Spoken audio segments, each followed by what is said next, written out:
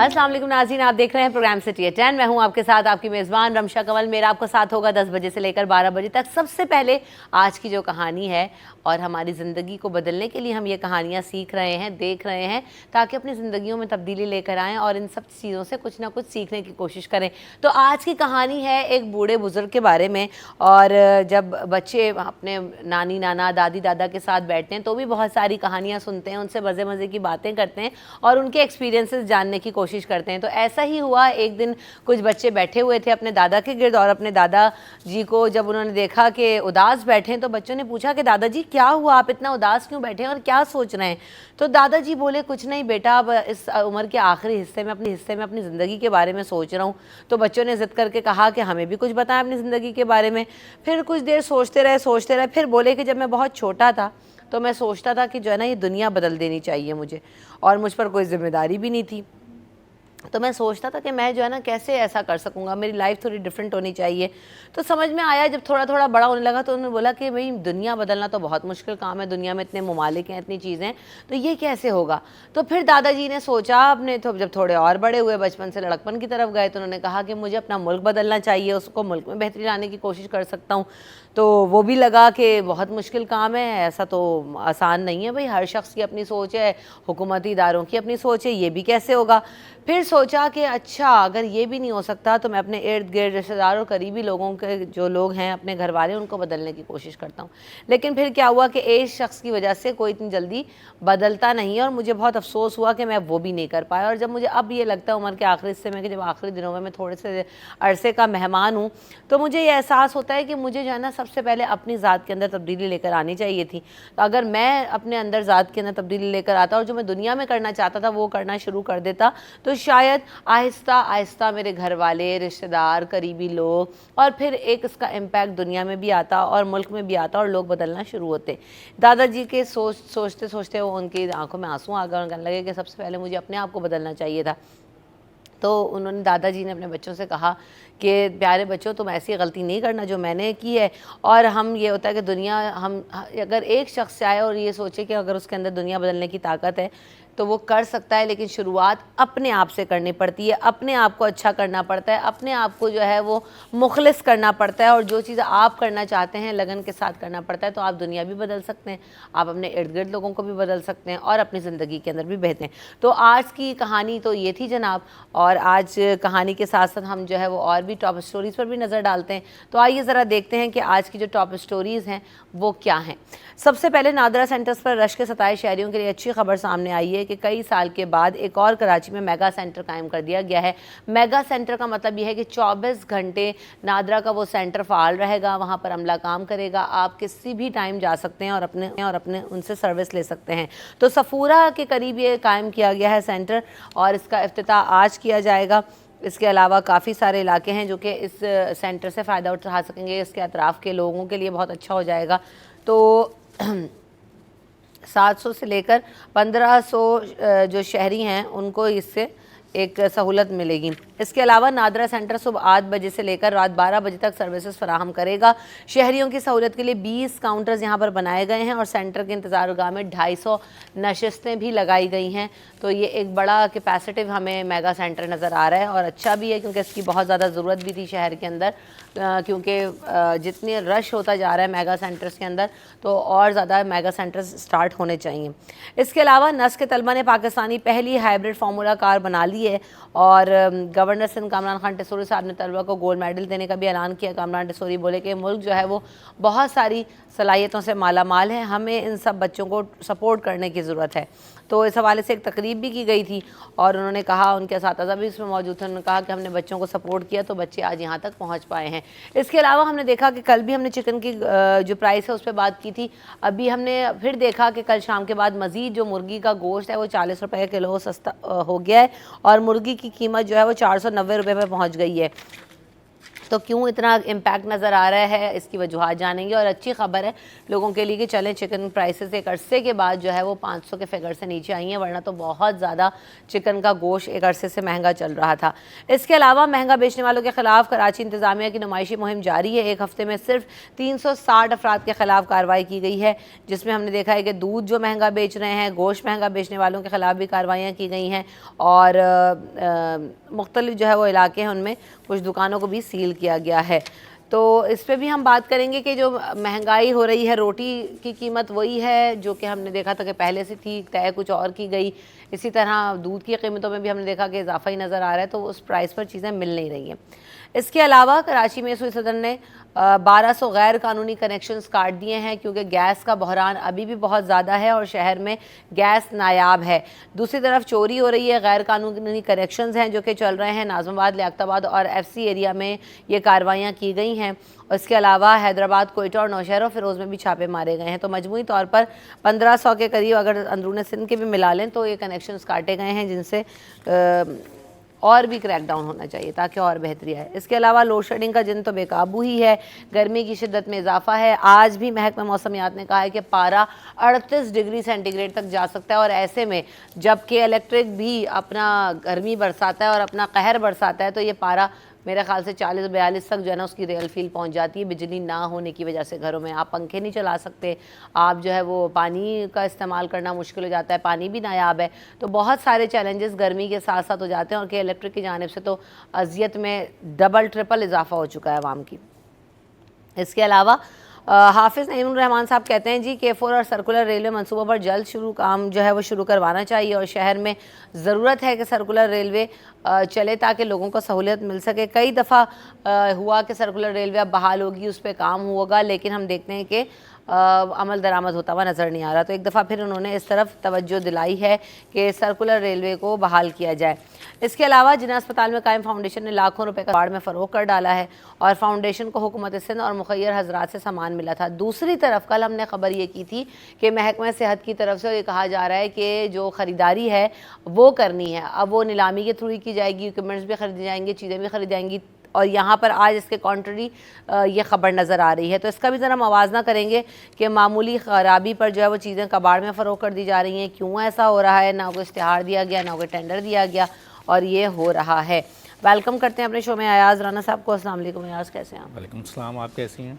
थक गई मैं बोलते बोलते, गला आज वैसे ही कल चीखे मार मार के ख़राब हो गई। चीखे कल क्यों मारी? बताएं। अच्छा अच्छा, वैसे रेप्टाइल से मोहब्बत है आप, ऐसे ही पूछ रहा था? नहीं, रेप्टाइल से नहीं है, रेप्टाइल में लिजर्ड विजर्ड भी आ जाती है। जब भी पूछ रहा था मैं आपसे, रिजल्ट से आप ऐसे जैसे वो तो घर में रहने वाली कहते हैं ना, होम लिजर्ड जो है वो तो मेरे घर में अल्हम्दुलिल्लाह कोई लिजर्ड कोई कुछ नहीं। आम फहम ज़बान में तो उसको अंग्रेजी में उसका यही नाम है, वैसे तो आप छुपकली उसको बोलते हैं। वही तो, हाँ, तो उससे कहाँ दोस्ती है? कोई दोस्ती नहीं है। सांप, उसकी वजह से चीखे मार मार के तो गला बंद हो गया, कल बोला नहीं जा रहा। सांप भी उसी कैटेगरी में? नहीं, सांप का ठीक है, सांप को मैं रख सकती हूँ। तो उसकी वजह से तो नहीं चीख रही थी, गला खराब हुआ? वो आया ना पीछे वो छुपकली लेके, तो वो फिर एक शोर शराब हुआ, उसके से गला बिल्कुल बंद हो गया। लेकिन सांपों से जो है ना वो दोस्ती है। अच्छा, रखने पड़ते हैं इधर साइड। तो आप आस्तीन वाले वो हैं छुपे में, तो वो अब पुराने हो गए। चल, तो भाई अब ये है सिलसिला। तो आप तो भाग गए थे, खैर कल काम पे गए थे, भागे तो नहीं थे। चले ये भी सही है। तो मुझे नहीं बता रहा कि ब्रेक हुआ हुआ है। ब्रेक नहीं है। Welcome to the show Faheem भाई, अस्सलाम वालेकुम। माइक ठीक करें। कैसे हैं आप फ़हीम भाई, कैसे हैं? मैं ठीक हूँ अल्हम्दुलिल्लाह। अल्हम्दुलिल्लाह। माइक लगाएं फिर बात करती हूँ, आवाज़ नहीं आएगी। तो हम बहुत सारी बातें कर रहे हैं, और फ़हीम भाई अक्सर समझते हैं हम इतनी मस्ती मजाक ऑन एयर और ऑफ एयर करी तो समझ नहीं पाते कि हम ऑन एयर है क्या ऑफ एयर है। भाई ऑन एयर है, मजाक कुछ कह ना दीजिएगा। कल की बात कर रहे थे, यादें ताज़ा कर रहे थे कल की। तो हम बात कर रहे हैं, सबसे पहले तो मेगा सेंटर का इफ्तिताह कर दिया गया है। शहरियों के लिए अच्छी खबर है, एक और मेगा। मैं तो कहती हूँ भाई सारे सेंटर्स मेगा सेंटर्स कर दो जितना रश है। और कुछ सेंटर्स में ये भी पता चला, जैसे डिफेंस वाला है या कौन सा है मुझे एग्जैक्टली तो नहीं पता, कि उसके काउंटर्स काफ़ी अरसे से ख़राब थे, जिसकी वजह से वहाँ बहुत ज़्यादा रश बढ़ रहा था। तो चलें, ये एक और इजाफा होगा। और Safura is a good way, जहाँ पे गुलशन और ये सारी मार्केट को टारगेट कर लेंगे, गड्डाप और मुल्क इलाके। इसमें एक तो स्टाफ आपका जो है वो होना ज़रूरी है, क्योंकि मेगा सेंटर्स बना तो देंगे, 20 काउंटर भी बोल दिए, अब वहाँ पे शुरू में तो जब नया होता है दिखाने के लिए कि नया मेगा सेंटर है, तो स्टाफ 20 के 20 काउंटर्स चल रहे होंगे, लेकिन वक्त के साथ साथ देखते हैं कि वही 2 और 3 या 4 काउंटर्स चल रहे होते हैं, जिसके बाद इस शहर को ऐसे मेगा सेंटर्स, जैसे आपने कहा, काफ़ी मेगा सेंटर्स की ज़रूरत है, क्योंकि एक बड़ी आबादी का शहर है। जहाँ तक ये बात है कि, और सबसे अहम चीज़ है कि आपका स्टाफ जो है बहुत ही कोई लीन चीज़ों के ऊपर जो ना वो मार्क करके आपको चक्कर पे चक्कर लोग लगाते हैं। एक आदमी कई दफ़ा अपनी चीज़ों को बनाने के लिए वहाँ चक्कर लगाता रहता है। ये भी एक दूसरी वजह है रश बढ़ने की, क्योंकि ये समझ नहीं आता कि क्यों नहीं ये लोगों को ईज़ करने की, यानी लोगों को आसानियाँ क्यों नहीं पैदा करते कि बताते हैं कि अच्छा ये डॉक्यूमेंट अब नहीं है, अब अगली दफ़ा जब आएँ तो ये डॉक्यूमेंट लेके आइए। एक दफ़ा में सारी चीज़ें नहीं बताते। ये इसमें हुकूमत की क्या पॉलिसी है, इसके पीछे उनकी क्या सोच है। आपने बना के तो देना, आपके शहरी हैं, उनकी जो बेसिक चीज़ें हैं वो आप उनको फौरी तौर पे बना दें, लेकिन चक्कर पे चक्कर लगाना, उनको बार बार हर बारी में एक नई चीज़ बताना, ये थोड़ा सा इसको हुकूमत को चाहिए कि ट्रेनिंग, या वो खुद बयान करें, लोगों को ये बताएं कि ये क्या मसले क्या हैं, कि आप जब आएँ तो ये तमाम चीज़ें लेके आएँ, एक ही दफ़ा तमाम इन्फॉर्मेशन दे दें ताकि लोगों के ये चक्कर खत्म। एग्जैक्टली आपकी बात बहुत अच्छी है अयास, कि आजकल जैसा ज़माना है बहुत आसान है, शॉर्ट फॉर्मेट वीडियो आप बना सकते हैं, यूट्यूब की वीडियो आप बना के डाल दें कि भाई अगर आप शनाख्ती कार्ड बनवाने जा रहे हैं तो आपको इन दस्तावेज़ात की ज़रूरत है, या टेस्टेड हों, या इस तरह से हों, या ताकि वो बंदा जो अंग्रेज़ी नहीं भी पढ़ पा रहा है या जिसको उर्दू भी पढ़ने, सुन तो सभी पाते हैं, समझ तो सभी पाते हैं, तो वो देख के समझ भी सकते हैं और आसानी से अपनी तमाम चीज़ों को पूरी करके ले जा सकते हैं। तो बहुत अच्छी चीज़ है कि ऐसे होना चाहिए। फ़हीम भाई, आपने कहाँ से जाना, वो कभी जाने का इत्तेफाक हुआ है मेगा सेंटर्स में? मेरा शनाख्ती कार्ड बना हुआ है, मैं पाकिस्तानी आपका हूँ। जिस ज़माने में बना होगा उस वक्त तो मेगा सेंटर होगा नहीं। जी, मैं पाकिस्तानी हूँ, रिन्यू तो रिन्यू कराया भी होगा कराना आपने। पड़ता है, तो जाने का इत्तेफाक हुआ है, और मेगा सेंटर्स भी जाने का इत्तेफाक हुआ है, और दीगर जगहों पे भी जाने का इत्तेफाक हुआ है, जो इनके छोटे इलाकाई सेंटर्स हैं।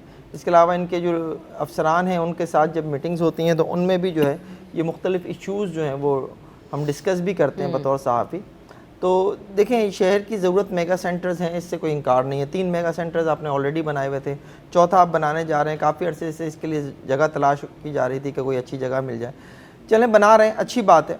लेकिन इसमें फिर वही वाली बात जो अयाज भी कह रहे थे कि लोगों का रश जो है ना वो बेपनाह होता है इन मेगा सेंटर्स के ऊपर, और रहनुमाई जिसे हम कहते हैं ना, वो रहनुमाई ना होने के बराबर है। आप तो बहुत कहानी, और सॉरी, आप अच्छे बड़े आइडियाज़ देती हैं।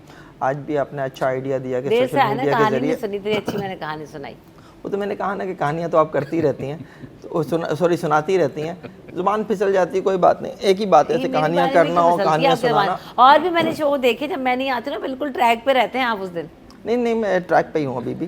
तो कोई ज़बान नहीं फिसलती। ये जो नादरा का मसला है ना, ये कोई आज का मसला नहीं है। आप नादरा से पहले जब शनाख्ती कार्ड ऑफिसेज हुआ करते थे उस वक्त भी आपको इतना ही रश मिला करता था जितना आज नादरा के मेगा सेंटर्स हों या इलाकाई सेंटर्स हों उन पर मिलता है। आवाम की रहनुमाई ही सबसे बड़ा मसला है।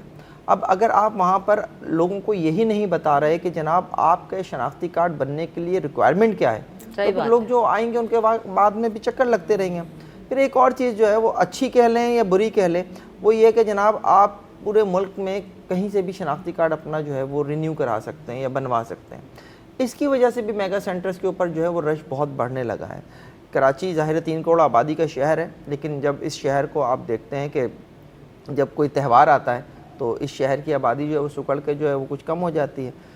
तो वो लोग जो दीगर शहरों से आए हुए इस शहर में रहते हैं उनका भी मेगा सेंटर्स के ऊपर रश होता है। लेकिन आप क्या करते हैं कि जब आप जो है वो कराची को गिनते हैं तो आप कहते हैं कराची की आबादी 2 करोड़ है, तो कराची की 2 करोड़ की आबादी के लिए इतने मेगा सेंटर्स होने चाहिए। आप वो जो कराची के वसाइल के ऊपर एक इजाफी एक बोझ कह लें, एक दबाव कह लें, उस दबाव को आप कैलकुलेट नहीं करते कराची की किसी भी टाइप की प्लानिंग करते हुए, चाहे वो इंफ्रास्ट्रक्चर से मुताल्लिक हो, मास ट्रांजिट से मुताल्लिक हो, किसी और हवाले से हो।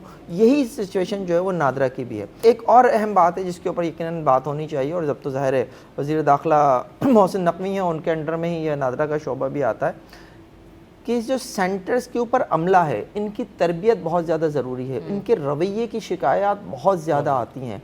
अब तो आपने एक हाजिर सर्विस जो है वो फौजी अफसर को जो है नादरा का चेयरमैन बनाया हुआ है। अब तो कम से कम वहाँ पे इस तरह का होना चाहिए कि लोगों के साथ आप अच्छा रवैया अख्तियार करें, लोगों को जो है वो फैसिलिटेट करें, ना कि आप उन्हें वहाँ बैठकर डांटें। अच्छा, बाकायदा तो ये रवैये भी ना है। मैटर कर रहे हैं इलाका वाइज। अभी आप डिफेंस के मेगा सेंटर में जाएंगे, वहाँ पहले ही बंदा खड़ा होता है और आपको अच्छा आप क्या करवाना है, आपको ये कर, अच्छा जी मैडम ठीक है। अभी आप किसी और जगह पे चले जाएं तो वो कोई पूछेगा भी नहीं। तबकाती फर्क तो आपको हर जगह मिलेगा। एग्जैक्टली नजर आता है। तो ये सही बात है आपकी कि ट्रेनिंग होना ज़रूरी है और हर जगह पर एक ही तरह का निज़ाम होना ज़रूरी है। वक्फे के बाद हाजिर हूँ।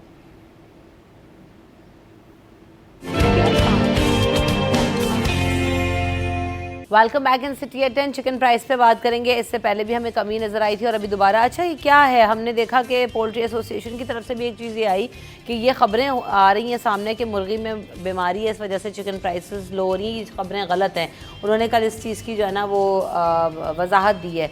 क्या है ये, क्या वाकई ऐसी खबरें नजर आई? मेरी नज़र से नहीं गुजरा ऐसा कुछ। अच्छा मैं आपको बताऊं, हुआ ये है कि पीछे जो फार्मर्स हैं, जब प्राइस बहुत हाई थे तो सब ने फ्लॉक पे फ्लॉक यानी एक के बाद एक जो है अपनी प्रोडक्शन निकालने के लिए ज़्यादा जो है वो मुर्गी पैदावार जिसको कहते हैं बढ़ा दी। अब जब गर्मी की शिद्दत आई है, गर्मी से मुर्गी ज़्यादा जल्दी मरनी शुरू हो जाती है, क्योंकि इसके साथ जो ये गर्मी है इंसान से बर्दाश्त नहीं हो रही, तो इनकी मुर्गी की जो अमवात है वो ज़्यादा होनी शुरू हुई। तब वो ये सोचा क्योंकि कीमत ज़्यादा थी, लोगों का जो क़ुव्वत ख़रीद से बाहर हो रही थी, लोगों ने मुर्गी खानी कम करी। अब उन्होंने यही सोचा कि जहाँ बड़ा नुकसान करने से बेहतर है कि प्रॉफिट में नुकसान कर ले और मुर्गी की कीमत को वो नीचे ले आए। अब बात आ गई सोशल मीडिया पे खबरें चलने वाली है कि कोई बीमारी है, वो कुछ वो दिखा रहे थे कि गोश्त के ऊपर काले निशान आ जाते हैं। तो वो मुर्गी के अंदर बेसिक होता है ये कि वो जब ट्रांसफ़र कर रहे होते हैं तो वो उठा के जैसे फेंक रहे होते हैं पिंजरे के अंदर से, पिंजरे से निकाला होता है। वो 3 मरहले होते हैं। उस बेचारी के साथ थोड़ा सा काफ़ी ज़्यादा जुल्म 40 दिन के अंदर वो बड़ी होती है, वो जो पहले भी बताया था मैंने आपको। तो ये उसमें उसको चोट लग जाती है, वो गोश्त के ऊपर जैसे आपके निशान आ जाता है, कोई चोट लगती नील पड़ जाता है। तो वो कोई ऐसी बीमारी नहीं है। जब आप मुर्गी लेने जाते हैं तो वो वैसे ही साफ़ करके वो आपको दे देता है। तो ये बात मुर्गी वाले से भी मेरी हुई थी, तो उस पर उसने कहा कि वो वाकई में चोट का ही निशान होता है, ऐसी कोई बीमारी नहीं। लेकिन असल बात यह है कि इनकी मुर्गी की प्रोडक्शन इनके पास, यानी कि इन्होंने ज़्यादा मुर्गी बना ली, पैदावार उसकी बढ़ा ली, क्योंकि कीमत ज़्यादा थी, प्रॉफिट मिल रहा था। तो एकदम से गर्मी मौसम तब्दील हुआ, मुर्गी की प्राइस की वजह से लोगों ने खानी कम करी, उनकी मुर्गी मरनी ज़्यादा शुरू हो गई। उसकी वजह से उन्होंने प्राइस नीचे किया ताकि लोग असल मुद्दा यही तय पाया फ़हीम भाई कि जनाब अगर हम खाना छोड़ दें और बॉयकॉट करें, दुनिया में हम देखते हैं कि बड़े बड़े ममालिक के अंदर ऐसा तो लोगों ने चीनी खाना छोड़ी, फ्रांस था, कौन था, इन्होंने पूरी मुहिम चलाई और जी ऐसा होता है। लेकिन हम नहीं छोड़ते। अभी हम थोड़ा सा देखा कि लोगों को चैलेंजिंग हो गया, ज़रा ज़्यादा ही पैसे खर्चना और हर चीज़ इतनी जब कीमत में इजाफा हुआ है, तो जब हुआ तो कर सकते हैं हम लोग करते क्यों नहीं एज अ नेशन? देखिए हमारा मसला ये है कि हम हैं नारे की कौम और हमें एक नारा मिलता है तो हम उसके पीछे चल पड़ते हैं, और उसी दौरान अगर कोई दूसरा नारा मिल जाए तो हम उसके पीछे भी चल पड़ते हैं। और ये कोई ऐसा बहुत बड़ा मसला नहीं है कि आप प्राइसेस जो हैं अपनी मर्ज़ी की जो है वो तय करा ले अवाम। लेकिन चूँकि ये मुल्क जो है वो, और ये ख़ास तौर पे शहर की जब मैं बात करता हूँ तो मुझे मुख्तलिफ़ माफियाज़ नज़र आती हैं।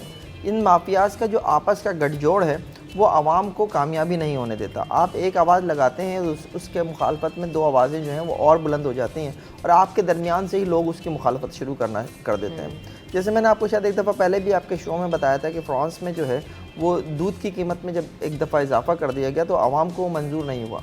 रेडियो के ज़रिए, मैं कोई बड़ी बात नहीं कर रहा हूँ या पुरानी बात है, उस वक्त सोशल मीडिया का इस तरह का दौर नहीं होता था, रेडियो के ज़रिए बाकायदा तौर पर कैंपेन चलाई गई और उसके नतीजे में लोगों ने सिर्फ 3 दिन दूध जो है वो नहीं ख़रीदा।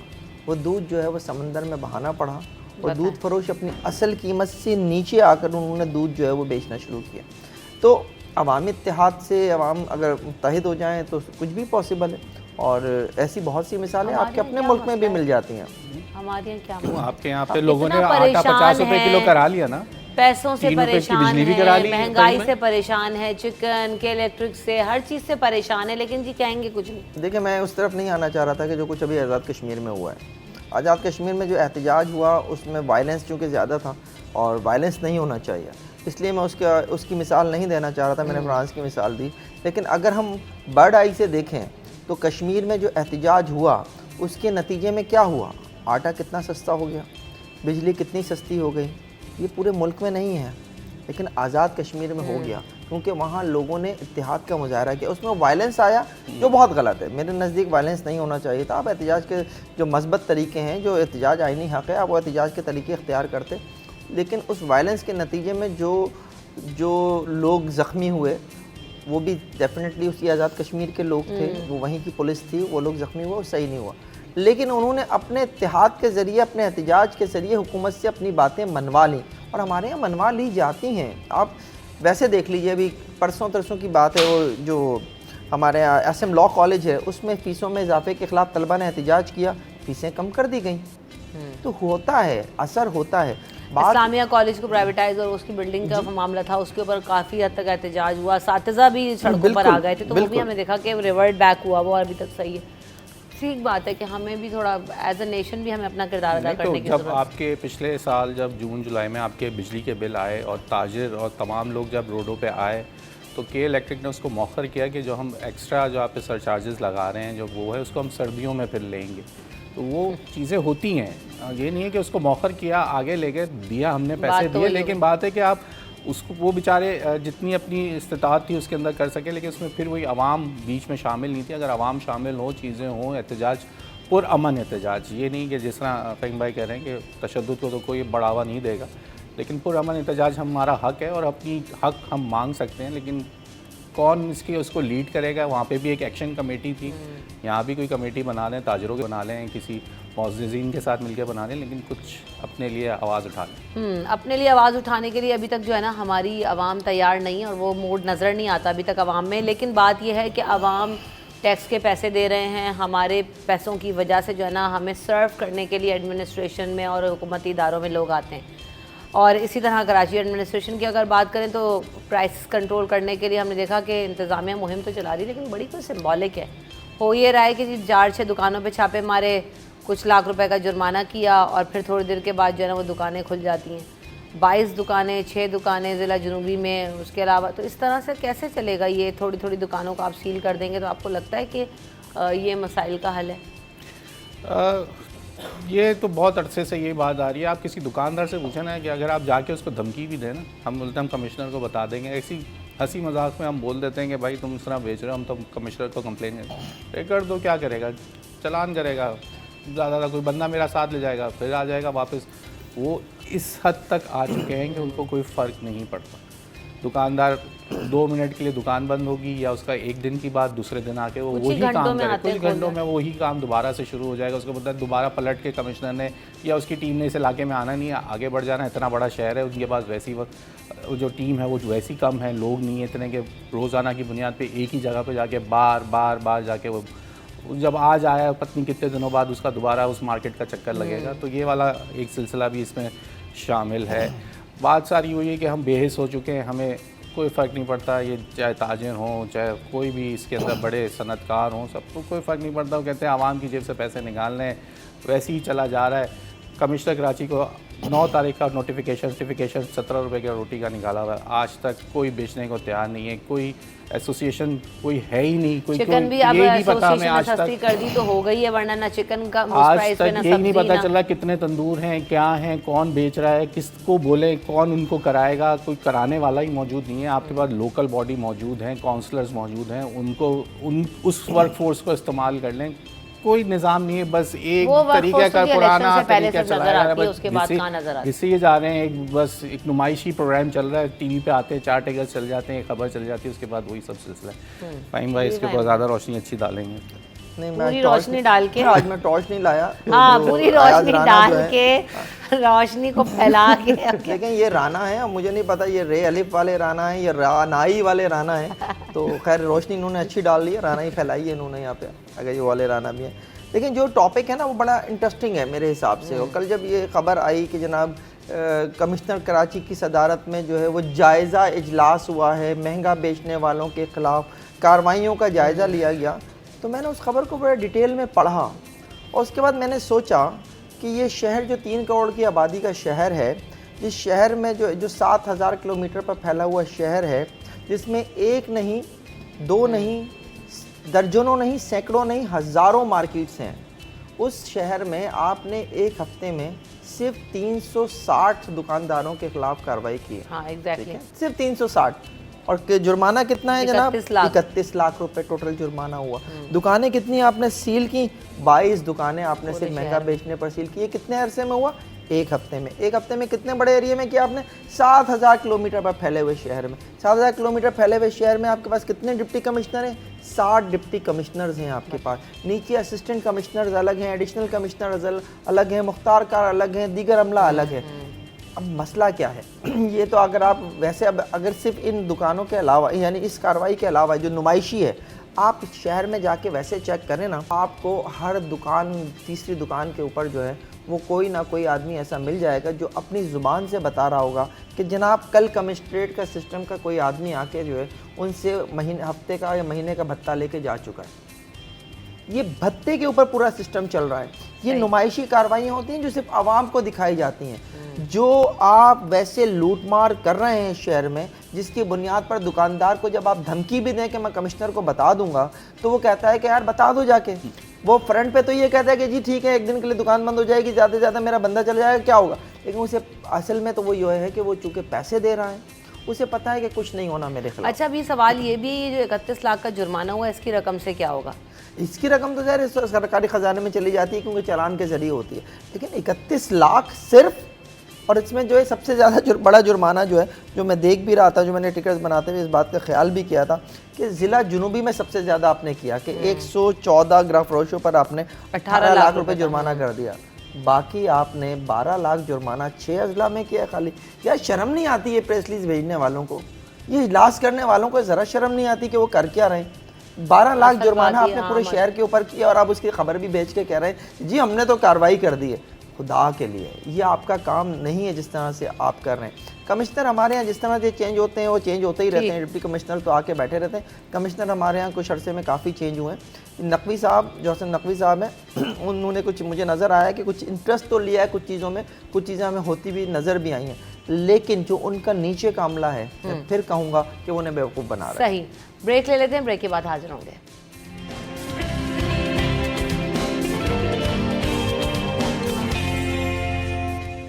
Welcome back in city at 10।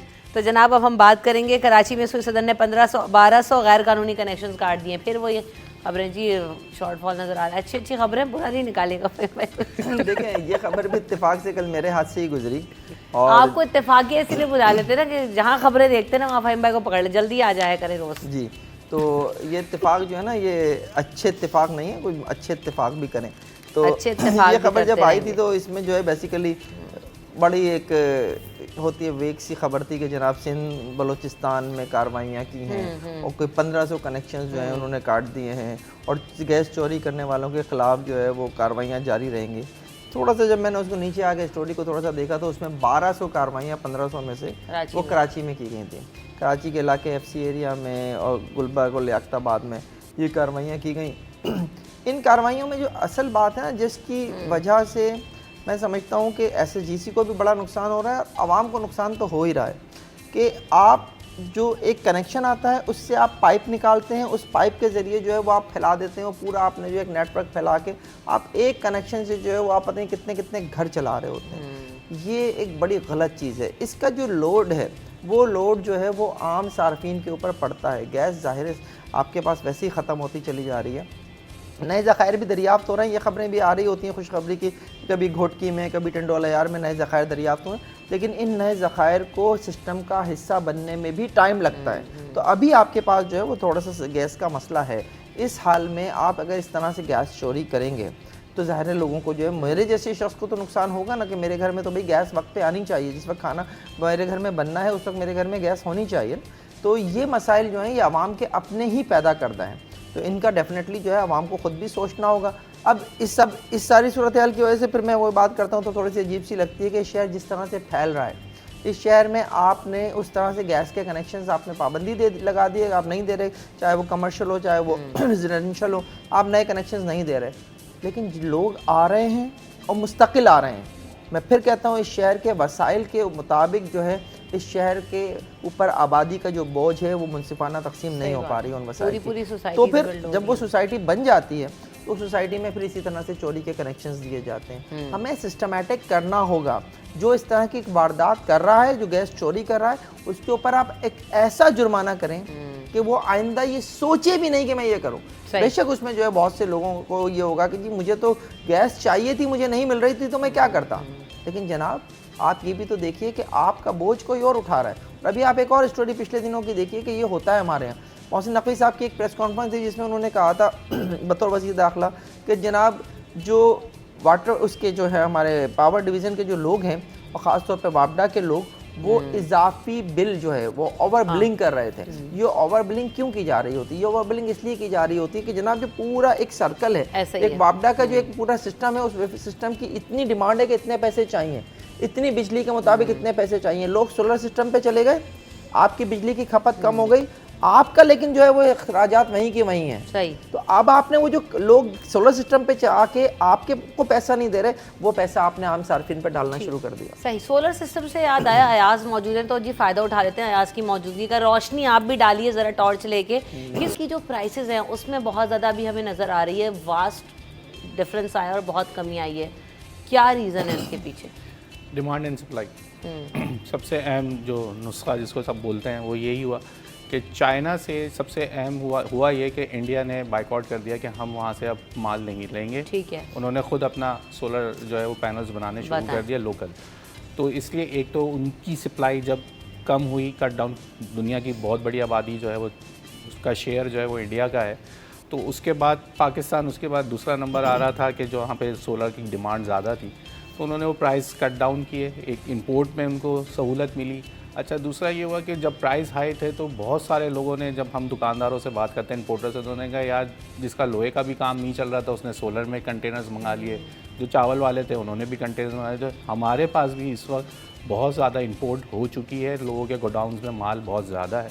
पीछे से सप्लाई भी जो है अब कम कीमत में हो रही है। डॉलर का रेट भी थोड़ा नीचे आया, जिस दिनों में ये रेट ज़्यादा था उस वक्त डॉलर ज़्यादा था, महंगा था और इंपोर्ट मुश्किल थी। तो थोड़ी बहुत ईज़ जब आए आपके बिज़नेस के अंदर, तो एक साथ आपके साथ चीज़ें ऐसी हो गई कि वो अब फिर कंपटीशन बढ़ गया, तो लोग अब उसके अंदर मुनाफे में नुकसान करना शुरू किया, तो आपको आसानी होगी। चलें, अच्छा है आवाम को थोड़ी आसानी, क्योंकि के इलेक्ट्रिक ने तो वैसे ही बहुत ज़्यादा नाक में दम किया हुआ है। अभी भी हमने जैसा खबर बताई, इतनी गर्मी आज भी कहा गया है कि 38 डिग्री सेंटीग्रेड तक गर्मी। आज तो सुबह 7 बजे ऐसा लग रहा था कि 12 बज रहे हैं। रोज़ ऐसे ही हो रहा है।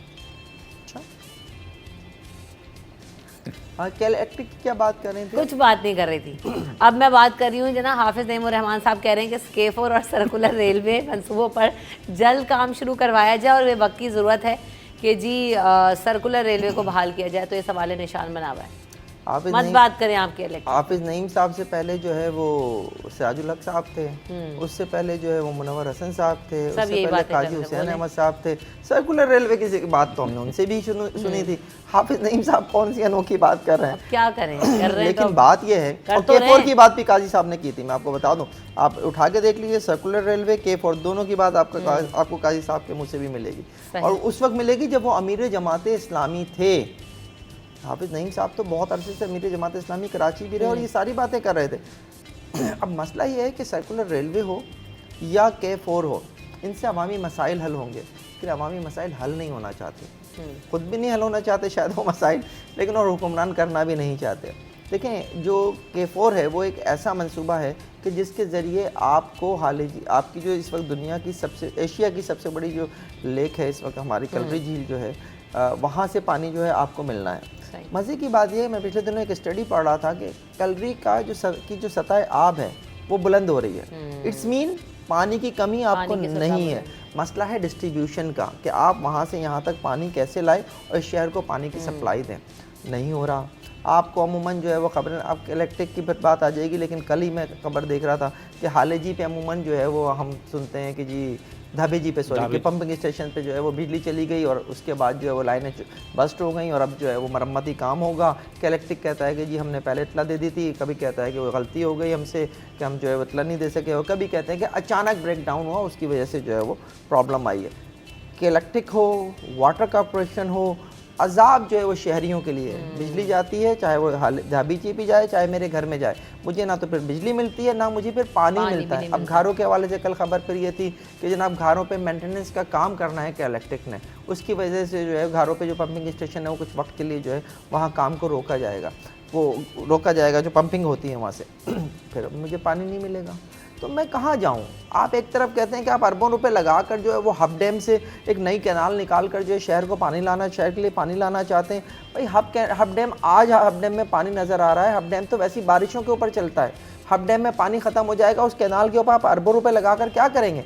आप कैफोर के ऊपर पैसा लगाएं, कैफोर से जो है आप मुकम्मल करें, शहर के लिए पानी लेकर आएँ। आप इस शहर का सर्कुलर रेलवे बना दें। मेरी बड़ी ख्वाहिश है कि मैं किसी ट्रेन में बैठूँ।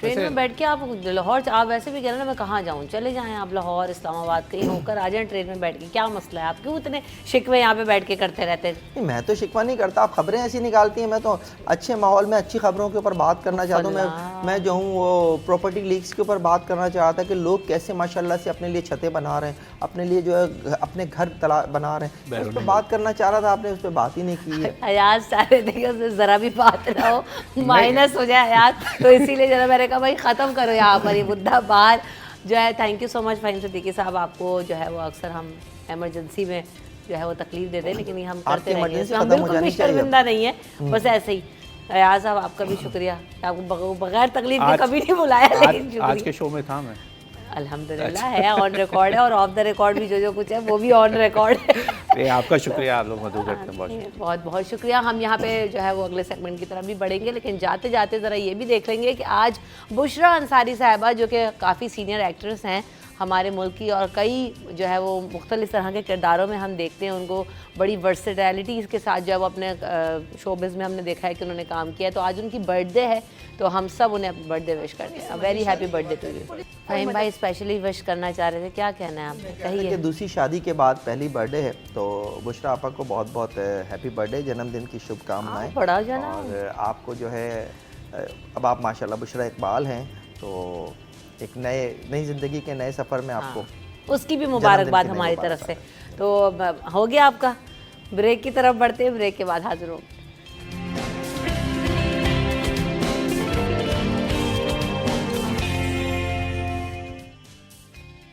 Welcome back in city at 10। तो जनाब आज हम अपने इस सेगमेंट में बात करेंगे कि हम देख रहे हैं, जैसे अभी हम जब खबरों को डिस्कस करते हैं तो बहुत सारी चीज़ें ऐसी आ रही होती हैं जिनको मैं मतलब घर जाते में भी कभी सोचती हूँ। आप कहते हैं ना सेल्फ एवेल्यूएशन, या पूरे दिन आप जो कुछ कर रहे होते हैं या आपके साथ जो कुछ हो रहा होता है वो आपके कहीं ना कहीं दिमाग में वो सब चीज़ें चल रही होती हैं। तो मैं सोचती हूँ कि यार बहुत सारे चैलेंजेस हैं, और वो चैलेंजेस हमें कहीं ना कहीं किसी ना किसी तरह से परेशान कर रहे होते हैं, चाहे वो एंजाइटी की सूरत में डेवलप हो जाएं, चाहे वो मज़ीद जो है वो हालात वाक़यात बढ़कर डिप्रेशन की सूरत में चले जाएं। तो ये जो डिप्रेशन एंजाइटी है उससे बचना कैसे है, और ये क्यों बढ़ता जा रहा है इतने लोगों के अंदर? हमारे हालात बहुत ज़्यादा हम देखते हैं कि एक तो महंगाई का बहुत बड़ा चैलेंज है, जिसकी वजह से जो फाइनेंशियल चैलेंजेस हैं वो इतने बढ़ गए हैं कि लोग हर वक्त जो ना टेंशन का, परेशानी का, एंजाइटी का शिकार रहते हैं। बच्चों की तालीम की वजह से, घर में राशन की वजह से, बिजली के बिलों की वजह से, गैस के ना होने की वजह से। तो हमारे यहाँ बहुत सारे मसले हैं जो लोगों को परेशानी में मुब्तला करे रखते हैं। तो क्या परेशानी, एंजाइटी, डिप्रेशन, इन तीनों चीज़ों में कोई स्टेजेस हैं जिनको हमने तय करना है, जिनको हमने समझना है कि कब हमें साइकोलॉजिकल या डॉक्टर की हेल्प की ज़रूरत है और हमें अपना मुआयना करा लेना चाहिए? एक तो हम इन चीज़ों पे भी बात करेंगे। दूसरी बात है कि आजकल नौजवान नस्ल में बहुत सारी जो है छोटी छोटी चीज़ों को लेकर, जी मुझे डिप्रेशन हो गया, जी किस चीज़ का डिप्रेशन? पेपर में अच्छे नंबर नहीं आए, डिप्रेशन हो गया। डिज़ायर्ड मार्क्स नहीं आए, डिप्रेशन हो गया। पसंद का ट्यूटर नहीं मिला, डिप्रेशन हो गया। पसंद की शादी ना हुई, डिप्रेशन हो गया। तो ये इन सब चीज़ों से बचना कैसे है, और अगर हो जाए वाकई पता कैसे चलता है जी ये रियल डिप्रेशन है? आज हम ये जानने की कोशिश करेंगे, इलाज क्या है, हेल्प किस तरह से ले सकते हैं, इन तमाम चीज़ों पर बात करेंगे। हमारे साथ फैसल मामसा साहब मौजूद हैं। Welcome to the show. आप हमारे साइकोलॉजिस्ट हैं, साइकेट्रिस्ट हैं, और जो है काफ़ी ज़्यादा महारत रखते हैं अपनी फील्ड के अंदर। तो फैसल साहब welcome to the show again. Thank you ji. कैसे हैं आप? अल्लाह का करम, आप कैसी हैं? अल्हम्दुलिल्लाह। होपफुली जो हमने चीज़ें बातें की हैं उनमें बहुत सारी चीज़ों का जो है ना कंट्रीब्यूशन डिप्रेशन के अंदर आ जाता है। सबसे पहले तो जी इस वक्त जो हालात हैं, आप समझते हैं कि लोग कहते हैं ना यार मुझे यार ये बिजली का बिल देख के तो बड़ा डिप्रेशन हो गया, यार ये कैसे होगा, कल बच्चे की मेरी फ़ीस जमा होनी है और लाखों रुपए में फ़ीस जानी है, अब कैसे होगा? तो क्या वाकई ये डिप्रेशन की तरफ लीड करता है, या ये सिर्फ एंजाइटी होती है, वक्ती तौर पे परेशानी होती है, क्या है? हम इसको कैसे क्लासीफाई करें? मैं ये कहूँगा कि स्ट्रेस होता है। स्ट्रेस यानी टेंशन होती है। अब वो हमारे यहाँ ये वर्ड डिप्रेशन या एंजाइटी इतने कॉमनली यूज़ किए जाते हैं कि हर आदमी कहता है कि जी मुझे डिप्रेशन होगी। डिप्रेशन जो है वो एक मुसलसल 2 हफ्ते तक आपको कुछ अलामतें मौजूद हों अच्छा। तो उससे हम कहेंगे कि डिप्रेशन है। लेकिन अगर वक्ती तौर पे हम उदास हो जाएं, सैड हो जाएं, तो हम ये कहते हैं कि नहीं, ये सैडनेस है, ठीक है, ये डिप्रेशन नहीं है। डिप्रेशन ज़्यादा सीवियर चीज़ है, ठीक है। इसी तरह अगर वक्ती तौर पे किसी परेशानी की वजह से हम परेशान हो जाएं तो हम कहेंगे कि स्ट्रेस में आ गए हैं, थोड़ी सी एंग्जाइटी हो गई है। लेकिन एंग्जाइटी डिसऑर्डर्स 5 किस्म के होते हैं, 7 किस्म के, तो वो उसका क्राइटेरिया फिल जब तक ना करें तो हम नहीं कहते। लेकिन हाँ, आम दिनों में हम ये कहते हैं जी हम बहुत घबराए हुए, हम परेशान हैं, तो एंग्जाइटी हो रही है। एंग्जाइटी बिल्कुल हो सकती है, लेकिन हमें जो हम ये टर्म्स यूज़ करते हैं उसको थोड़ा सा देख के। अच्छा, अब इन टर्म्स को भी सीखेंगे ना, एंजाइटी के अलामात क्या हैं, डिप्रेशन के अलामात क्या हैं, कैसे पता चल सकता है, इन सब चीज़ों के बारे में बात होगी, लेकिन आफ्टर दिस न्यूज़ ब्रेक।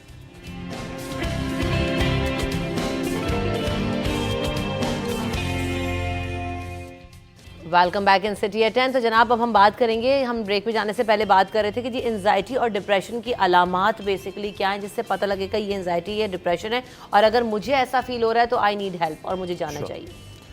तो देखिए, मैं बहुत बेसिक डिफरेंस बता देता हूँ। डिप्रेशन में उदासी है, गमगीन रहना, दूसरों से कट जाना, अकेले रहने की कोशिश करना, चीज़ों में इंटरेस्ट ना रहे, चीज़ों को करने की हिम्मत ना रहे, ठीक है, रोना आना, ये चीज़ें डिप्रेशन है। एंग्जाइटी में घबराहट, बेचैनी, बेकरारी, एक जगह सुकून से बैठ ना पाएँ। बहुत सारे लोग कंप्लेन करते हैं कि दिल धड़क रहा है, जिसे पैल्पिटेशन हम कहते हैं, कि ये होना। तो बेसिक ये डिफरेंस है। लेकिन हम ये कहते हैं कि 70 to 80% केसेस में अगर हम एंग्जाइटी को ट्रीट ना करें तो डिप्रेशन डेवलप हो जाता है, और डिप्रेशन को ट्रीट ना करें तो साथ में एंग्जाइटी जो है वो डेवलप हो जाती है। सही। अच्छा, अभी ये यंग एज में हम जो देख रहे हैं कि जी मुझे ये डिप्रेशन है, बच्चों को पढ़ाई का हो गया, पसंद की शादी का नहीं हो गया, और बहुत छोटी छोटी चीज़ों पे वो कह रहे होते हैं नौजवान कि हमें डिप्रेशन है, तो ये ठीक है या हो जाता है? डिप्रेशन हो भी सकता है, लेकिन मैंने ये चीज़ नोट की है कि स्कूल्स जो हैं, ये हमारे शहर के जो मॉडर्न स्कूल्स हैं, इनमें ये एक रिवाज हो गया है कि बच्चे को थोड़ा सा भी वो हो तो अब स्कूल वाले पुश करने लगे हैं कि इसको तो डिप्रेशन है, आप साइकियाट्रिस्ट को दिखाएं जाके। साइकियाट्रिस्ट को जब दिखाते हैं तो हाँ, सैडनेस है, लेकिन ज़रूरी नहीं है कि सैडनेस जो है वो डिप्रेशन हो। तो स्कूल की तरफ से एक बहुत प्रेशर आना शुरू हो गया है, दैट आई हैव नोटिस्ड। फिर दूसरा ये है कि हाँ, पढ़ाई का स्ट्रेस बहुत बढ़ गया है मेरे ज़माने के हिसाब से। दूसरी बात ये कि घर की तरफ से एक स्ट्रेस बहुत ज़्यादा है कि पढ़ना है, पढ़ना है, पढ़ना है, फर्स्ट आना है, तुम्हारे चाचा के बच्चों के इतने नंबर आए हैं, तुम्हारे क्यों नहीं आ सकते, घर से स्ट्रेस। फिर ये कि फैमिलीज़ में इंटर मैरिजेस जो हो जाती हैं, उनमें बच्चों में ये सारे अलामात जो हैं, ये चीज़ सामने आ रहे हैं। पहले नहीं आ रहे थे, लेकिन अब जो है वो बहुत ज़्यादा सामने आने लगे हैं कि, और अगर एक बीमारी आपके फैमिली में चल रही है तो वो बच्चे में जाएगी, ठीक है, बच्चे में जाएगी। बच्चा को अगर स्ट्रेस देंगे तो वो बीमारी उभर के सामने आएगी। सही। तो बहुत सारे फैक्टर्स हैं जिसकी वजह से ये चीज़ें जो है वो बच्चों में नज़र आ रही हैं। अच्छा, हम बच्चों की बात करें, जिन लोगों की जो शादियां हैं वो पसंद से ना हो, तो हम देखते हैं कि 2 जिंदगियां जो है ना वो उथल पुथल हो जाती हैं। हाँ। तो क्या वो भी जो है वो डिप्रेशन का शिकार होते हैं, या हमने वो भी वक्त देखा कि यार शादी करा दो, थोड़े अरसे में जो है ना वो मोहब्बत भाड़ में रह जाती, सब एक जैसा हो जाता है और वो लोग खुश भी रहते हुए दिखाई दे रहे हैं। कुछ केसेस में बिल्कुल ही ऑपोजिट भी हो जाता है, कुछ में सेपरेशंस भी हो जाती हैं। और फिर हमने ये भी देखा है कि पसंद से शादियाँ ना होने की वजह से क्या हो रहा है कि जी खुदकुशियाँ करने तक भी पहुँच गए। देखिए, हमारे माशरे में मैं जनरलाइज बात करूँगा, मैं हर किसी का नहीं कहूँगा, लेकिन ज़्यादातर फैमिलीज़ में लड़की के ऊपर एक प्रेशर होता है कि तुम्हारी ये एज हो गई, तुम्हें शादी करनी है। हाँ, ठीक है। अब अगर पसंद की शादी हो रही है तो सही है, लेकिन बहुत सारे केसेस में अरेंज मैरिज हो जाती है। अरेंज मैरिज में ज़रूरी नहीं है कि मोहब्बत हो, ठीक है, एक अरेंजमेंट होती है कि हस्बैंड बीवी के लिए ये करेगा, बीवी हस्बैंड के लिए ये करेगी। बहुत बार जब हस्बैंड अपने मयार पे नहीं उतरता या बीवी अपने मयार पे नहीं उतरती तो जी डिप्रेशन डेवलप होना शुरू होता है। अब लड़कियां जो हैं वो यूजुअली हमारे माशरे में बोल नहीं पाती हैं, ठीक है। और अब थोड़ी सी हिम्मत हुई है उनको बोलने की, लेकिन अमूमन लड़कियां जो हैं वो बोल नहीं पाती कि हम खुश नहीं हैं, ठीक है।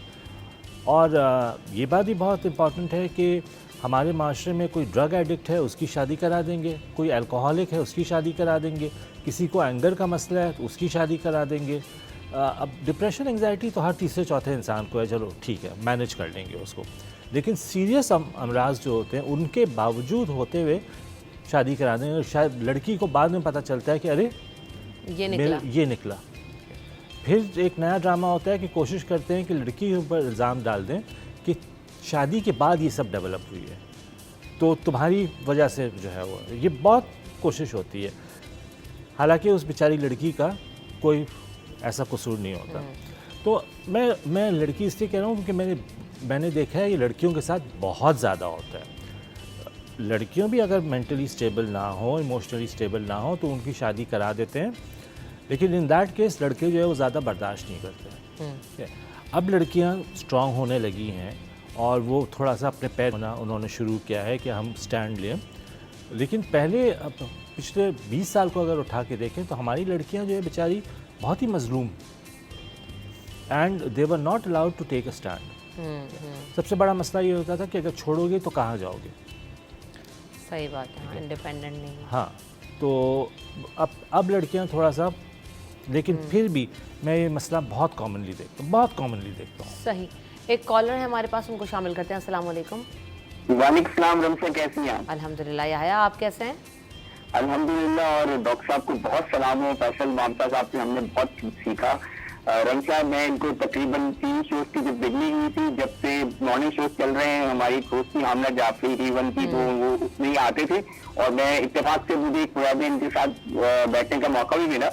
तो फैसल मामसा साहब की बात डिफरेंट ये है कि माशाल्लाह ईस्ट वेस्ट दोनों को समझते हैं, बाहर भी रह रहे हैं और बहुत प्यारे और बड़े प्रैक्टिकल अंदाज में लोगों को समझाते हैं। अगर बच्चों की प्रॉब्लम है तो माँ बाप को समझाते हैं और बच्चों को भी समझाते हैं, तो इनसे हम सीखते हैं। लेकिन आज डॉक्टर मेरा क्वेश्चन ये है कि डिप्रेशन तो ये हो गया कि सारे ट्रैफिक है, लाइट नहीं है, बहुत सारी चीजें हैं आपको डिप्रेस करती हैं, लेकिन हम लोग भी नर्व बहुत, मतलब हमने बड़े टफ, हमारे अब्बा ने हमें अपने आप को स्ट्रॉन्ग बनाने सिखाया है, ये हर चीज को डील। अब जरा सी गर्मी में लोग इतने परेशान हो जाते हैं, पहले भी लोग रहते थे एसी के इतने आगे हो चुके हैं कि वो अपने सर पे उन्होंने सवार कर लिया।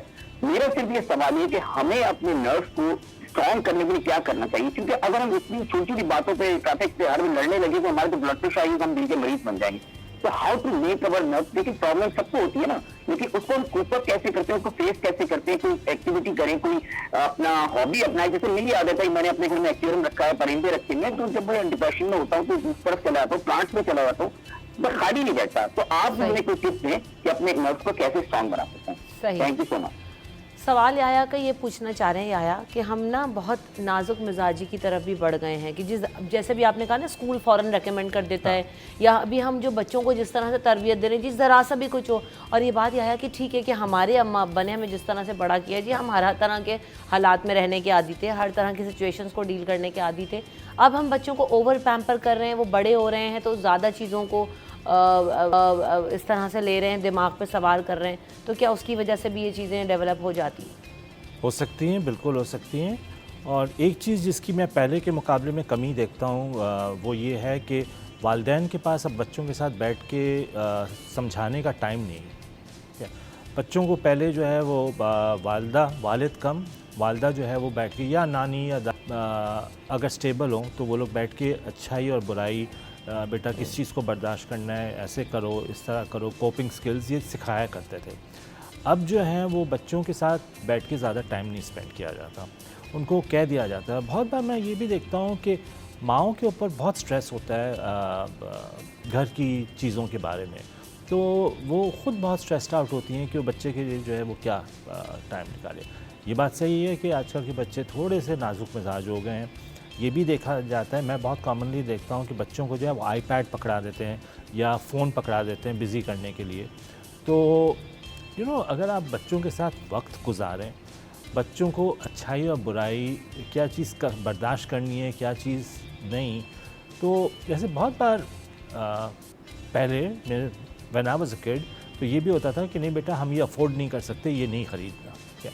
अब जो है वो माँ बाप प्रेशर की वजह से बच्चे को चीज़ खरीद के दे देते हैं, and that might not be right, that might not be the solution, but ये कर देते हैं। तो उससे फिर बच्चा जो है उसको समझ में नहीं आता कि हमारी बाउंड्री क्या है, हमारी लिमिट क्या है। सही कह रहे हैं, बिल्कुल ऐसा ही है। अच्छा फैसल साहब, एक और चीज़ है, हमने अभी स्क्रीन्स की बात की, सोशल मीडिया पे कंपैरिजंस बहुत हैं, बहुत नौजवान नस्ल जो देख रही है जी, अच्छा उसने जी एक फ़ाइन डाइनिंग रेस्टोरेंट में ये खाना खाया है और जी उसका एस्थेटिक कैफ़े चला गया तो जी मैं नहीं जा सकी हूँ, ठीक है। अच्छा उसने जी फलाने का जोड़ा पहना है तो मैंने तो ईद पे ये जोड़ा लिया ही नहीं, उसका भी मसला हो गया। उसके पास नई गाड़ी आ गई, अब वो जी दिमाग में, अब हम उसको समझ नहीं रहे कि एंजाइटी हो रही है, स्ट्रेस हो रहा है, या कहीं डिप्रेशन हो रहा है, क्या हो रहा है, लेकिन ये सब सोचें डेवलप हो रही हैं। अच्छा उसके पास ये, मेरे पास ये नहीं, उसने तो यूँ कर, देखते जा रहे हैं, सोचते जा रहे हैं, दिमाग में वो डेवलप हो रहा है। वो किस चीज़ की तरफ लीड करता है आपको, ये रॉन्ग कंपैरिजंस? मैं I will be very honest with you, ये जो टिकटॉक के वीडियोस बनते हैं और ये जो इंस्टाग्राम पे पोस्ट लगाए जाते हैं हर दूसरे दिन एक नई चीज़, ये एक बिल्कुल आर्टिफिशियल दुनिया है। यहाँ हम दिखाने को कि हमारे पास क्या क्या चीज़ें हैं, चाहे वो नहीं हो, फिर भी हम जो है वो दिखा रहे होते हैं। मैं सामने वाला, मैं अगर बैठ के देख रहा हूँ तो मेरे दिल में एक ख्वाहिश हो रही है कि देखो इसके पास ये चश्मा है, इसके पास ये घड़ी है, इसके पास ऐसे जूते हैं। हमें ये नहीं पता, हमें ये समझना ज़रूरी है कि वो that is a false image, बिल्कुल गलत इम्प्रेशन आपको दिया जा रहा है, आप उससे मुतासिर ना हो। एंग्जाइटी जनरेट होती है, फ्रस्ट्रेशन जनरेट होती है कि इन्होंने तो इस रेस्टोरेंट में जाके खाना खाया, मुझे भी खाना है, लेकिन मैं अगर नहीं खा पा रहा हूँ तो मुझे उससे फ्रस्ट्रेशन हो रही है कि मैं अफोर्ड नहीं कर सकता। अब इट्स नॉट ईजी कि हर इंसान जो है बड़े रेस्टोरेंट में जाके खाना खाए। तो और हर वक्त लगा रहे हैं ना, हाँ, और हर वक्त हर हफ्ते लगा रहे हैं, हर 2 दिन के बाद लगा रहे हैं, शॉपिंग करके आ रहे हैं तो जी 10 थैले उनको वो खोल के दिखा रहे हैं जी ब्रांडेड चीज़ें। तो फिर वो तो मैं क्या कहूँ, दिखा रहे हैं। मॉर्निंग शो में एक खातून जो है वो शॉपिंग कर आई तो उन्होंने पूरा अपना सूटकेस लेकर आई कि जो है वो मैंने ये ख़रीदा, ये ख़रीदा, ये ख़रीदा। तो सही बात है, फिर ये हाल है वाकई। हम तो लोग जो है फ्रस्ट्रेटेड होते हैं। हसद तो मैं नहीं कहूँगा, लेकिन जो दे फील फ्रस्ट्रेटेड कि ये सामने वाला ये सब चीज़ ख़रीद रहा है तो मेरे पास क्यों नहीं है। अच्छा डिप्रेशन का क्या ये भी फेज़ है कि कहीं ना कहीं वो डीप डाउन जमा हो जाती हैं चीज़ें, और कोई सिचुएशन आए, कोई ऐसी बात आए, कोई ऐसी चीज़ आए तो वो निकलती है एकदम से, भले मतलब कहीं से भी हो, कुछ भी बात हो रही हो, और उसके रिएक्शंस आते हैं। क्या ऐसा होता है? बिल्कुल होता है। सालों तक बर्दाश्त करते रहें तो एक लिमिट आती है जब बर्दाश्त नहीं कर सकते, हिम्मत और बिल्कुल जवाब दे जाती है, तो उस वक्त जो है वो हमारे हाफजा जो है हमारा काबू में नहीं रहता, एंड वो डिफरेंट चीज़ों के फॉर्म में नज़र आता है, निकलता है। बहुत बार ऐसा भी होता है कि एक कंडीशन है जिसे हम कहते हैं कन्वर्जन डिसऑर्डर, कि हमारे ब्रेन में हम स्ट्रेस को पर लिए जा रहे हैं और वो चीज़ हल नहीं हो रही, वो किसी बॉडी के प्रॉब्लम के फॉर्म में सामने आता है। पैर ने काम करना छोड़ दिया, पैर में दर्द होना शुरू हो गया, एक हाथ जो है वो नम हो गया है, ठीक है? ये पेन के फॉर्म में, या कोई चेक करेंगे फाइन, लेकिन दर्द हो रहा है, ठीक है? दैट इज़ एन इंडिकेटर कि जी आप स्ट्रेस में हैं। बहुत बार ये भी होता है कि बेहोश हो जाएं, अचानक बैठे बैठे बेहोश हो जाएं। इवैल्यूएट करते हैं तो पता चलता है कि हाँ, घर की तरफ से स्ट्रेस है, बीवी की तरफ से स्ट्रेस है, या हस्बैंड की तरफ से स्ट्रेस है, हस्बैंड की तरफ से ज़्यादा है, एंड फिर उसमें दवा दी जाए या काउंसलिंग की जाए। काउंसलिंग का बहुत इंपॉर्टेंट रोल है। अच्छा, ये दवा कब लेनी है, काउंसलिंग कब लेनी है, इस पर भी हम बात करेंगे कि कब आपको पता चलता है कि यार मुझे अब ज़रूरत है मदद की। जहाँ से मैंने स्टार्ट किया तो उधर भी आएंगे, लेकिन ब्रेक के बाद।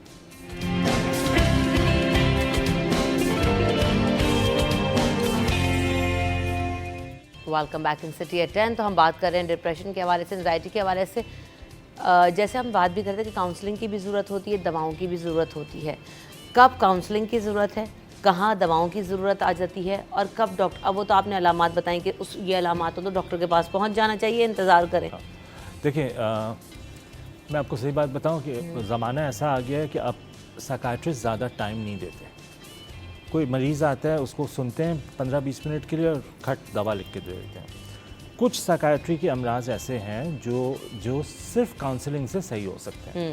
डिप्रेशन हो गई, एंजाइटी हो गई और 3-4 अलामतें ऐसी हैं, अमराज ऐसे हैं जो कि सिर्फ काउंसलिंग से ठीक हो सकते हैं, बिल्कुल एब्सोल्युटली। बट मैं ये कहूँगा कि अगर आपको प्रॉब्लम है और कोई ऐसी सिचुएशन है, एक कंडीशन होती है जिसे स्किज़ोफ्रेनिया कहते हैं या OCD हो गई या बाइपोलर डिसऑर्डर हो गया, इसमें दवा की ज़रूरत है, दवा के बगैर गुजारा नहीं होगा। लेकिन अगर कोई डिप्रेशन सीवियर चीज़ है, it's a serious condition, depression है, एंजाइटी है, आप साइकोलॉजिस्ट के पास जाएं, उससे मशवरा करें, कोशिश ये करें कि सेशंस लें और अपने आप पे भी थोड़ा सा फोकस करें। वॉक करना से बहुत फ़ायदा होता है, खाना हेल्दी हो उससे बहुत फ़ायदा होता है। कोशिश ये करें कि साइकोलॉजिस्ट के पास जाके थेरेपी से स्लीपिंग पैटर्न, सेल फोन को कम इस्तेमाल करना रात को, जिस टाइप की मूवीज़ देख रहे हैं एग्रेसिव मूवीज़ ना देखी जाए, तो सही बात है। ये सब चीज़ों से जो है हमें फ़ायदा होता है, तो काउंसलिंग ज़रूर करें। सही, एक कॉलर है उनको भी शामिल कर लेते हैं। अस्सलाम वालेकुम। अच्छा, कॉल दोबारा कर दीजिएगा, आपकी कॉल ड्रॉप हो गई है। दवा की ज़रूरत अभी तो ये ना, डिप्रेशन है जी, नींद नहीं आती जी, नींद की गोली खा ली, डिप्रेशन की दवा भी डॉक्टर नहीं दे दीजिए, डिप्रेशन की दवा खाना शुरू कर। कॉल आ गई है, उनसे भी पूछ लेते हैं क्या कहना चाह रहे हैं। अस्सलाम वालेकुम। अस्सलाम वालेकुम। वालेकुम सलाम जी, कौन साहब बात कर रहे हैं और क्या सवाल है आपका? जुनेद बात कर रहा हूँ ताजरकोट से। जी, मेरा सवाल ये है डॉक्टर साहब से कि अगर मैं कुछ सोच रहा होता हूँ ना तो मुझे ठंडे ठंडे पसीने आने लगते हैं और घबराहट सी होने लगती है और अजीब सी कैफियत हो जाती है। अच्छा, हमारे साथी रहे जुनैद से कुछ पूछना चाहते हैं, ये इस तरह की फीलिंग क्या है? ये मुझे समझ में नहीं आया एक्चुअली, वो आवाज़ इतनी क्लियर अगर नहीं कुछ थी। सोचते हैं ना, बहुत ज़्यादा डीप थॉट्स में चले जाएं तो ठंडे पसीने आने लग जाते हैं, घबराहट होने लग जाती है अपनी सोचों की वजह से, तो वे पूछ रहे हैं ये क्या चीज़ है, ये मुझे ऐसा क्यों होता है? आपकी एज क्या है जुनैद? 45 जी। मैं देखें, इतने शॉर्ट डिस्क्रिप्शन में मैं डायग्नोज नहीं कर सकता। सही। मुझे मरीज़ के साथ टाइम चाहिए होता है कि मैं सुकून से बैठूं, मरीज़ की पूरी बात सुनूं, उसकी हिस्ट्री सुनूं, तो मैं डायग्नोज कर सकूं। अब ये जो आप जुनैद साहब आप जो अलामतें बता रहे हैं, ये सीरियस भी हो सकती हैं और ये भी हो सकता है कि सिर्फ टेंशन की वजह से हो रहा है। तो ये ज़रूर आप देखें कि ये कितने अरसे से चल रहा है, और अगर इसको 2-3 हफ्ते 4 हफ्ते हो गए हैं तो फिर डॉक्टर को जाके दिखाएं। शुरू में ये करें कि हेल्दी हैबिट्स अप्लाई करें, वॉक पे ज़रूर जाएं, एक्सरसाइज करें, टाइम पे सोएं, खाना मुनासिब खाएं, ज़्यादा घी तेल वाला नहीं, ज़िंदगी में एक रूटीन हो, इतने बजे उठना है, इतने बजे सोना है, ये सब चीज़ें बहुत इम्पॉर्टेंट रोल प्ले करती है।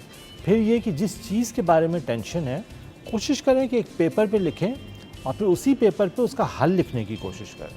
अच्छा। उससे जो है वो आपके ख़ुद से ही हल निकल आता है। But if you would ask me कि मैं बताऊं कि ये क्या है, आपकी अलामतें आपने मुझे इतने कम टाइम में बताई हैं कि मैं समझ नहीं सकता। मैं ऐसा साइकियाट्रिस्ट हूँ कि मुझे अपने मरीज़ के साथ टाइम चाहिए होता है। जाहिर सी बात है, हर चीज़ को, हर कंडीशन, हर किसी शख्स का लाइफस्टाइल, उसकी ज़िंदगी के मामलात, हालात, फाइनेंशियल कंडीशंस की वजह से भी बहुत ज़्यादा लोगों को स्ट्रेस और एंजाइटी हो जाती है। उसमें लोग दवाएं खा रहे, जैसे नींद की गोली खाना शुरू कर दी, बहुत common anti depressants over the counter available हैं, उनका नुकसान होता है, बहुत नुकसान होता है, आदत पड़ जाती है। और कभी कभार ये होता है कि ज़्यादा टेंशन भी तो हाथ में 4-5 गोलियां डाल के जो है वो एक साथ जो है वो ले ली। तो मैं रिक्वेस्ट करूँगा प्लीज़ वालिदैन से कि मेरे पास बहुत सारे यंगस्टर्स ऐसे आते हैं और कहते हैं कि हमारे तो वालिद साहब ले रहे हैं, हमारी तो वालिदा ले रही हैं, तो हम इसमें क्या, हम क्यों नहीं ले सकते? तो प्लीज़ आप लोग उसी वक्त ऐसी चीज़ें लें जब तक आपका साइकियाट्रिस्ट आपको प्रिस्क्राइब कर रहा है। विदाउट प्रिस्क्रिप्शन जो है वो दवाएं ना लें, ख़ास तौर पे जो पिंक कलर की गोली और डार्क पिंक, लाइट पिंक, मैं नाम नहीं लेना चाहता, जिससे रात को सुकून आता है, ये दवाओं से गुरेज करें। सही। एक और कॉलर है। अस्सलाम वालेकुम। वालेकुम सलाम। कौन साहब बात कर रहे हैं और क्या सवाल है? औरंगी टाउन से रशीद बात कर रहा हूँ। जी पूछिए रशीद साहब। टीवी का वॉल्यूम बंद कीजिए पहले तो रशीद साहब। जी आप फरमाइए। तकरीबन 30 साल उसका उम्र है और उसको बहुत जगह ट्रीटमेंट कराया है, यहाँ तक कि कराची नफ्सियात वगैरह में बहुत दिखाया जिला हॉस्पिटल, लेकिन डॉक्टर ये बोलते हैं उसका जो दिमागी ग्रोथ है ना वो बढ़ा नहीं, इसलिए वो उस पर बिल्कुल अकल नहीं है उसको। 30 साल की हो गई, ना पढ़ाई ना लिखाई, कुछ भी कोई चीज में दिलचस्पी नहीं है। बस दिन भर घर में कोने में बैठी रहती है चुपचाप से खामोश, ना कोई से जबरी काम, ना कोई सी बात, ना कोई काम किया जाता है। बहुत परेशान हम लोग हैं, बहुत जगह ट्रीटमेंट कराया, लेकिन जहाँ दिखाया यही एक ही सवाल डॉक्टर बताते हैं कि उसका दिमाग का ग्रोथ नहीं हुआ है। अच्छा ठीक है, जरा काइंडली आप मैं पूछ लेती हूँ। बच्चे की जहनी बेटी ग्रोथ, हाँ जहनी ग्रोथ नहीं, 30 साल की उम्र हो गई लेकिन दिमाग छोटा है, कोई काम नहीं करना, पढ़ना नहीं है, घर में बस एक कोने में बैठे रहना, किसी चीज़ में दिल ना लगना, और डॉक्टर्स ये कहते हैं कि जी ग्रोथ कम है, ब्रेन डेवलपमेंट कम है। देखिए मैं बहुत ऑनेस्ट होना चाहूँगा कि अगर ब्रेन की ग्रोथ नहीं है या किसी वजह से आईक्यू लेवल कम है तो वो ठीक नहीं हो सकता। डॉक्टर्स आपको दुनिया के मल्टीविटामिन्स देंगे, लेकिन ये एक कुदरत का निज़ाम है कि जिनकी ब्रेन की ग्रोथ नहीं है तो वो ठीक नहीं हो सकेंगे। ये ज़रूर है कि अगर वो अग्रेसिव हो जाएं, अगर वो उनको एंग्जाइटी बहुत हो तो उनको हम दवाओं से कंट्रोल कर सकते हैं, लेकिन कोई दुनिया में ऐसी दवा नहीं बनी है जिससे ब्रेन की डेवलपमेंट हो, ब्रेन की ग्रोथ हो, कोई भी नहीं है। एक्सरसाइज से हेल्प होता है, बट एक बच्चा अगर समझ ना सके कि उसको एक्सरसाइज करनी है तो उसको हम कैसे एक्सरसाइज करेंगे। तो ये थोड़ा सा आप लोगों को बच्चे के टाइम ज़्यादा देना पड़ेगा कि बच्चे को खुश रखें, कंट्रोल में रखें, बट बच्चों को मारें नहीं। बहुत केसेस में मैंने ये देखा है कि हाथ पैर बांध देते हैं, पैरों को जंजीर से बांध देते हैं, तो प्लीज़ ये ना करें। एंड ये समझें कि ये ना इसमें आपका कसूर है ना इस बच्चे का कसूर है, ये कुदरत का निज़ाम है, एंड ये वी हैव नो से इन इट। बिल्कुल ऐसे ही, ये एक चैलेंज है और इस चैलेंज का रिवॉर्ड जो है ना वो अल्लाह ताला ही देते हैं, तो हमें इसको ऐसे लेना चाहिए क्योंकि आजमाइश है और उस पर पूरा उतरने की कोशिश करनी चाहिए। ऐसा ही है। फैसल मामसा साहब, आपने वक्त दिया और आपने इतना टाइम के साथ जो है ना वो हर चीज़ को बताया। Thank you so much for coming in the show.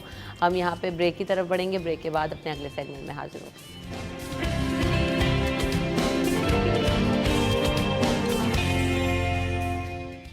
Welcome back in the show. तो जनाब आज हम देख रहे हैं कि इंटरनेशनल फैमिली डे भी जो है वो मनाया जाता है, और अगर इसकी ज़रा सी हिस्ट्री पर नज़र डालें तो ये इंटरनेशनली इस दिन को मनाया जाता है, और हमने देखा है कि इसको मनाने की वजह क्या है कि फैमिलीज़ की सोसाइटी में और फैमिलीज़ की ख़ुद अहमियत को उजागर करना। यूएन में जो है ना एक रेजोल्यूशन पास किया गया था 1994 में, ताकि इस हवाले से अवेयरनेस फैलाई जा सके कि एक फ़ैमिली की क्या अहमियत है और फिर उसमें किस तरह के चैलेंजेस हो सकते हैं, उसमें एक दूसरे के साथ कलेक्टिव रहने की जो आइडियाज़ हैं उनको डिस्कस किया जा सकेगा। कौन सा जो है ना तरीका ऐसा है जो कि आइडियल है, जो कि एक साथ एक दूसरे के साथ मोहब्बत से रहने को, एक बॉन्ड कायम करने को जो है ना वो स्ट्रेंथन करता है। तो इन तमाम चीज़ों की अहमियत को उजागर करने के लिए इस दिन को मनाया गया। तो आज हमने भी कहा कि चलें इस दिन की मुनासबत से हम भी बात करेंगे और अपने कल्चर, ट्रेडिशन और जो फैमिली का निज़ाम है उसको अंडरस्टैंड करने की भी कोशिश करेंगे और आज के दौर के हिसाब से रिलेट भी करेंगे। तो इन तमाम चीज़ों पर बात करने के लिए हमारे साथ जो हमारे मेहमान मौजूद हैं उनको वेलकम करते हैं शो में। रानी आपा हमारे साथ मौजूद हैं। अस्सलाम वालेकुम आपा, कैसी हैं? वालेकुम अस्सलाम, अल्हम्दुलिल्लाह। अल्हम्दुलिल्लाह। और हमारे साथ वजाह साहब भी मौजूद हैं। वजाह साहब, आपको भी वेलकम टू द शो। आप कैसे हैं? तबीयत कैसी है? All fit? योगा शोगा चल रहा है? अल्हम्दुलिल्लाह। बिल्कुल ऐसे भाई, हेल्दी रहने के लिए, घर वालों को हेल्दी रहना, फैमिली बॉन्ड अच्छा करने के लिए हेल्थ सबसे पहले इम्पॉर्टेंट है, बहुत इम्पोर्टेंट। तो इंटरनेशनल फैमिली डे के हवाले से हम बात करते हैं तो आप हमारा कल्चर जो है हम देखते हैं कि यहाँ तो ये ज़रूरत पेश आती है कि ऐसे दिन मनाए जाएं। वेस्ट में या यूएन में पास किया गया तो फैमिली को वो ज़रा उनको समझाना पड़ता है। हमारी अल्लाह का शुक्र है जो कल्चर वाइज है, हम बचपन से सब चीज़ें दादी दादा नानी नाना चाचा मामा फुप्पी ताया और फलाना फलाना, तो मतलब उन सबके साथ रह रहे होते हैं, देख रहे होते हैं। तो कितना खूबसूरत ये सारा माहौल है, कल्चर है, और मैं कहूँगी कि ज़रूर आप इस पर भी बात करें। फिर आगे आके कौन सा फैमिली सिस्टम अच्छा है आज के दौर के हिसाब से हम इस पर भी बात करेंगे। जी बिल्कुल। सबसे पहले बहुत ही खूबसूरत प्रोग्राम, और मुझे सुनकर बहुत अच्छा लगा कि आपने ये फैमिली डे मनाया। जी। असल में बात ये कि देखिए, असल अपनी बात की इब्तिदा इस एक थोड़े से मिसरे से करूँगी कि मौज है दरिया में और बैरून दरिया कुछ नहीं। सही। जब आपका एक जॉइंट फैमिली सिस्टम होता है तो उस सिस्टम में रहते हुए आपकी अपनी एक पहचान होती है, आपको एक सुकून मिलता है, आपको पता चलता है कि आप इस माशरे के, इस ख़ानदान के और ख़ुद अपने लिए कि एक कारामद हिस्सा है, एक कारामद इंसान है। अकेला इंसान किसी काम का नहीं। अकेली जो बच्चियां या जो ख़वातीन ये ख्वाहिश करती हैं कि शादी के बाद भी उनकी बेटी अलहदा रहे या बच्चियों की ख्वाहिश होती है कि मैं सेपरेट रहूं, तो मैं समझती हूँ यहीं से वो ज़िंदगी के आगाज़ में ही ज़िंदगी का सबसे बड़ा नुकसान अपने लिए ख़रीद रही होती है। जॉइंट फैमिली का जो सिस्टम है वो एक ऐसा पुरसुकून और प्यारा सिस्टम है कि जब आदमी साथ रहता है तो उसको साथ रहने से, देखिए, गमी और खुशी अल्लाह ने ये हर एक के साथ रखी है। साथ रहने से, मिल के रहने से, एक दूसरे के साथ जब हम अपने दिल का दर्द बयान करते हैं तो सब उसके हिस्सेदार हो जाते हैं। नहीं पता कि हमारा गम किस वक्त ख़त्म हो जाता है, बट बटा के हमारे इतने सारे शेयर होल्डर हमारे साथ होते हैं कि वो सब हमारे उस गम को ख़त्म कर देते हैं। खुशियाँ अगर छोटी सी भी हैं तो सबके साथ अगर सेलिब्रेट होती हैं तो छोटी सी मामूली सी खुशी बहुत बड़ी खुशी हो जाती है। ज़रा सी इस बात से ज़िक्र करूं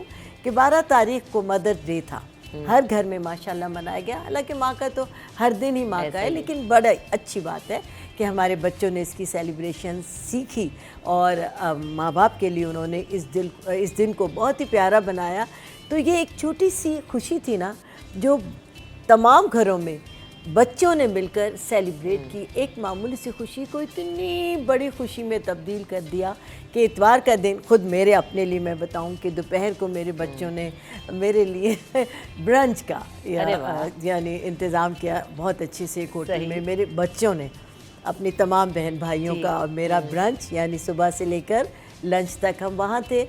शाम को हाई टी का बच्चों ने किया, मैं वहाँ से होके वहाँ चली गई, रात गए तक हम साथ रहे और इतने गिफ्ट दिए बच्चों ने, इतनी खुशियाँ, इतनी, देखिए कि तमाम हर वक्त हम परफ्यूम ख़रीदते हैं, कपड़े ख़रीदते हैं, बच्चों ने सेलिब्रेट किया कि इतने बड़े बड़े बुकेज दिए। वो इतना एक ज्वाइनिंग का खूबसूरत केक काटा, सब बच्चे साथ थे और माँ बाप के लिए इससे बढ़ के कोई खुशी नहीं होती। सेंस ऑफ इमोशन है जो कि फैमिली में रन करता है और वो फैमिली से एक दूसरे को आता है। तो जहाँ सब हम जब ये बात करते हैं ना कि देखें एक दूसरे का, जैसे भी आपा ने भी कहा कि जज्बात हमारे हर तरह के होते हैं, गमी का भी एक एहसास होता है, खुशी का भी होता है। फिर मुझे ऐसा लगता है कि बच्चों के साथ जो है ना, जब आपकी इन्वॉल्वमेंट घर में हो जाती है, बच्चे होते हैं तो उनको कभी कोई देख लेता है, कभी किसी और के साथ, किसी ने कुछ सिखा दिया, किसी ने, तो आप चीज़ें शेयर कर रहे होते हैं। तो आपकी नज़र में जो है वो जॉइंट फैमिली सिस्टम पे भी बात करेंगे और न्यूक्लियर फैमिली सिस्टम पे भी बात करेंगे, तो आप किसको सपोर्ट करते हैं?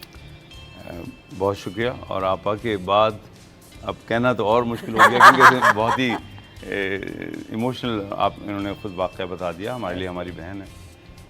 देखिए, जब हम जॉइंट सिस्टम की बात करते हैं तो लफ्ज़ जॉइंट से ही सब कुछ समझ में आ जाता है। एक ऐसा सिस्टम जो जोड़ के रखता है। मुंतशिर हो जाना, तन्हा हो जाना, जंगल में भी कानून है कि जिसको मारना होता है उसको तन्हा कर दिया जाता है, और ये इंसानों के जंगल में भी अब यही देखने को मिलता है। ये ख्याल कि हम तन्हा रह के इस पूरी दुनिया को फ़तह करेंगे, ये कभी मुमकिन ना हुआ, क्योंकि जिसको फ़तह करना है वो अफराद हैं। और देखिए, एक लफ्ज़ है जो मुझे बड़ा मेरे दिल के करीब रहता है। जब कोई आदमी मकान बनाता है तो आप एक ही मोहल्ले में मकानात मुख्तलिफ देखते हैं। ऐसा नहीं कि एक मोहल्ले में एक मकान बना तो दूसरा उसकी कॉपी हो गया, उसके बराबर वाला मकान मुख्तलिफ होता है देखने में भी और एक और वजह से भी, क्योंकि वो मकान अपनी जगह होता है, उसको घर कौन बनाता है? रिश्ते, नाते, फिर वो मकान नहीं रहता। सही बात। फिर वो हमारा घर होता है। हम खरीदते मकान है, लेकिन फिर वो हमारा घर हो जाता है। फिर हम कभी उसको मकान नहीं कहते, मकान ईंटों को कहते हैं। अगर हम तन्हाई में अपना मकान लेके बैठ गए तो वो घर तो ना बना ना। मैं मुखालफत या हिमायत नहीं कर रहा, मैं आपके सामने एक राय पेश करता हूँ। सही। कहीं ये पाबंद तो नहीं किया गया कि आपको लाजमी तौर पे जॉइंट में रहना चाहिए, लेकिन मैं उसको बेनिफिट आपको बता देता हूँ। देखिए, पहली बात तो यह है, बच्चा तरबियत पाता है मुशाहिदे से, देखता है। अगर सामने कोई हो ही ना तो देखेगा किसको?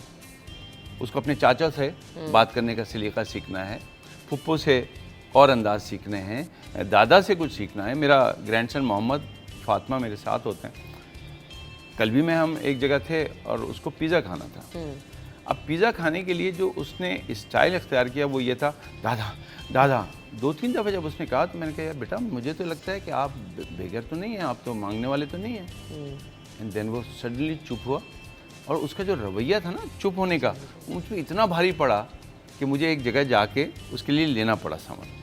उसने सीखा और मैंने उसको एक लफ्ज़ बताया कि देखो तुमने जिस तरह मांग रहे हो ये वो तरीका नहीं, आप एक दफ़ा कह दें मैं कर लूँगा। ये उसने सीखा और कल रात को उसने मेरे गले पे आके मुझे कहा दादा आई एम सो सॉरी। उसने सीख लिया। गुड। एक छोटी सी एक्टिविटी से उसने कुछ सीखा। मेरे ख्याल से हम यही गलती कर रहे हैं, हम जॉइंट फैमिली को बोझ समझने लगे हैं। बोझ कभी भी अफराद नहीं होते, बोझ ख्यालात होते हैं और वो अकेले आदमी पे भी भारी पड़ जाते हैं। तो इस माशरे की जो क्वालिटियाँ हैं, जॉइंट फैमिली की जो बेनिफिट्स हैं वो हैं मुशाहिदे का अवेलेबल होना बच्चे के लिए, वालिदैन के पास कुछ सहूलत होना क्योंकि उस बच्चे के साथ और लोग कनेक्टेड हो गए तो वो भी रिलैक्स हो जाएंगे। हाँ, जहाँ पे इसके नुकसानात हैं वहाँ ये हैं कि अगर वो अफराद जो मुशाहिदा देने वाले हैं वो गलत हो गए तो अब ये बच्चे के लिए प्रॉब्लम हो जाएगी क्योंकि वो उन्हीं से सीखेगा। जैसे हमारे एक जुमला मजाक में कह रहा हूँ, हरगिज़ किसी रिश्ते का तो नहीं कह सकता, कहते हैं ना झूठ बोलती है बिल्कुल फुप्पो पे गई हो। अब ये हमने मुशाहिदा दिया तो बच्चे को, फुप्पो दादी रिश्ते बुरा कर बना देते हैं। यहाँ पे ये अम्माओं का फेवरेट काम होता है। नहीं मैं किसी को नहीं कह रहा, नहीं उम्मूमन हम एक जेनेरिक लेकिन बात मैं कर कह रही रहा हैं, हूँ ये कि ये जॉइंट फैमिली का नुकसानात हैं। यहाँ पे सबसे बड़ी जिम्मेदारी एक फ़र्द को आती है जिसको लोग उम्मन, ये जब मैं कहता हूँ तो ज़रा मुझ पर क्रिटिसाइज़ करते हैं, घर वाली से बनता है। जब हम कहते हैं कि माशाल्लाह आपके बच्चे बहुत अच्छे हैं, आपने घर बहुत अच्छा, वो कहती हैं जी मेरी तरबियत थी, मैंने सीखा था। लेकिन जब घर में मुश्किलें आती हैं तो कहते हैं मेरे शौहर बहुत तेज़ हैं, बहुत गुस्से वाले हैं। अब ये जो अफराद में तकसीम है ना, ये बड़ी मुश्किल कर देती है जॉइंट फैमिली में। सास अपने हक पे लड़ती है कि पहले मेरा बेटा मेरे पास बैठता था, कि वो एक मखमसे में डाल देती हैं शख्स को, वहाँ नुकसानदेह है। और वहाँ पे फिर ठीक है जहाँ पर इस तरह के मसाइल आपको नजर आ रहे हो, और इस्लाम भी इस चीज़ को सपोर्ट करता है कि न्यूक्लियर फैमिली सिस्टम को सपोर्ट करता है। जहाँ पर आपको मसले मसाइल नजर आते हो, चाहे वो बच्चों से रिलेटेड हों, बीवी से रिलेटेड हों, शौहर या आपस के। मैं इसमें एक जुमला अगर आप इजाज़त दें, देखिए अरब में तो शादी जब होती है जब लड़का अपना मकान लेता है, तो ये इस्लाम में भी था। मैं लफ्ज़ इस्लाम में तहजीब की बात करूँ, तमद्दुन की बात कर रहा हूँ। हमारा तमद्दुन एशियन लोगों का मुख्तलिफ है। हम अपने घरों से जाने जाते हैं, हमारी फैमिली के नाम, हमारी चीज़ें उस तरह चलती हैं, तो हमारा तमद्दुन अलग है, तहजीब अलग है, तमद्दुन अलग है। अच्छा, और उसमें एक नुकसान है और एक फ़ायदा है जो अकेले रहने से होता है, आप बच्चे को अपने स्टाइल में तरबियत दे सकते हैं, वहाँ पे मुशाहिदे में नहीं दे सकते। तो इसके दोनों बेनिफिट। हाँ, बहुत सारी जगहों पर इख्तलाफात होते हैं और बहुत सारी फैमिलीज़ में उसको जो माँ कह रही है बाप उसको अंडरस्टैंड नहीं करना चाहते। फिर बच्चा जो माँ से खा रही है वो कुछ और है, जो अदर फैमिली मेम्बर से खा रहे हैं बड़े वो कुछ और है, तो वहाँ से कॉन्फ्लिक्ट शुरू हो जाते हैं। और बच्चों को लेकर किसी भी चीज़ पर अगर कॉन्फ्लिक्ट होता है तो वो ज़रा सीरियस हो जाता है। अपनी चीज़ों को तो आप चलेंगे ठीक है हो गया। अच्छा, अब मैं इसको इस तरह भी रखना चाह रही हूँ, वो ये है कि हम जब फैमिली पे बात करते हैं तो फैमिली ज़रूरी नहीं है कि एक साथ एक घर में घुस के रहने का नाम फैमिली है। हम बहुत सारे लोग, मेरे भी इन लॉज में मेरे हम साथ भी रहते हैं, बहुत सारे लोग अब बाहर भी चले गए, मेरे अपनी फैमिली में बहन भाई भी जो है, ज़ाहिर है हम तो अलग अलग अपनी बहनें सब घरों में, लेकिन ये जो बॉन्ड है, ये फैमिली बॉन्ड ऐसा बॉन्ड है कि आप दूर भी हो जाएं, लेकिन अगर आपने अच्छा उसको निभाया है और उसको बनाया है और आपने एक दूसरे के साथ वो मोहब्बत का रिश्ता इस्तवार किया है, तो आप कितना ही कोसों दूर चले जाएं वो रहेगा। अब जैसे चाचा से मेरे बेटे की मोहब्बत, वो कितना ही दूर चला गया लेकिन वो आज भी दोनों एक दूसरे के लिए उतनी ही मोहब्बत करते हैं, उतना ही उनका इंटरेक्शन है। इसी तरह हम आपस में बहन भाई हों, हम अपने जो है वो और रिश्तेदार हों, तो वो जो एक ताल्लुक़ है आप उसको इस्तवार करना, उसको फैमिली का नाम देकर उस ताल्लुक़ को बनाना कितना इम्पोर्टेंट है, चाहे साथ रहें, चाहे दूर रहें, चाहे कहीं पर भी रहें। देखिए, सबसे पहले मैं आपको बताऊं कि हम अपनी बात की इब्तिदा इससे करते हैं कि अदब तरक्की की पहली मंजिल है। हमारे यहाँ बच्चों में अदब ख़त्म हो गया। जब बच्चे बड़ों का अदब छोड़ देते हैं, ये तहजीब का एक बहुत समझने के ड्रॉबैक है। सही कह। और उसकी वजह ये है कि देखिए, जो सेपरेट फैमिली है उसमें माँ बाप दो हैं। अब आपके बच्चे हैं, आजकल इतना महंगाई का दौर है कि अगर माँ बाप दोनों ही काम ना करें, आजकल के दौर में घर के हर फर्द को काम करने की ज़रूरत है, बाहर जाने की ज़रूरत है, तभी आप एक समझ लें पुरसुकून ज़िंदगी गुजार सकती हैं। क्योंकि पैसा हमारे वक्त की, हमारे घर की अहम तरीन ज़रूरत बन गया। ऐसे और ही। पैसा ज़ाहिर है घर का हर फर्द काम करेगा तो पैसा आएगा, पैसा आएगा तो हम सुकून खरीदेंगे, पैसा होगा तो हम अपने घर में चैन से रहेंगे, खाएंगे पिएंगे, बिजली के बिल हैं, अगर मकान का किराया है तो जो लोग किराएदार हैं तो समझ लें उनकी तो लाइफ ही स्पॉइल हो गई। मैं अपनी बात को इसलिए कहूँगी कि चूँकि घर का हर फर्द मसरूफ़ है, सब काम कर रहे हैं, तो आप अपने छोटे बच्चों को कब टाइम देंगे, आप उनको तरबियत कब सिखाएंगे, आप उनको आदाब कब बताएंगे, आप उनको रिश्तों की पहचान कब कराएंगे। एक माँ जो घर का सबसे अहम सुतून है, जब किसी बच्चे को आप कोई भी हरकत करते हुए देखते हैं तो बच्चे से आपको पता चलता है कि वो किस घराने से ताल्लुक़ रखता है। बच्चा कितना भी बड़ा हो जाए तो लेकिन ज़िम्मेदार माँ ही होती है, क्योंकि माँ ही ने बच्चे की तरबियत की होती है। देखिए कोई भी बाप है, बेहतरीन बाप होता है, मैं कोई उसके लिए बात मर्द के लिए नहीं कहूँगी, क्योंकि मर्द का सबसे अहम जो ज़िम्मेदारी है उसकी कमा के लाना है। वो सुबह से शाम तक किन हालात से गुज़रता है बाहर, वो उसको पता है, वो घर आकर जिक्र नहीं करता।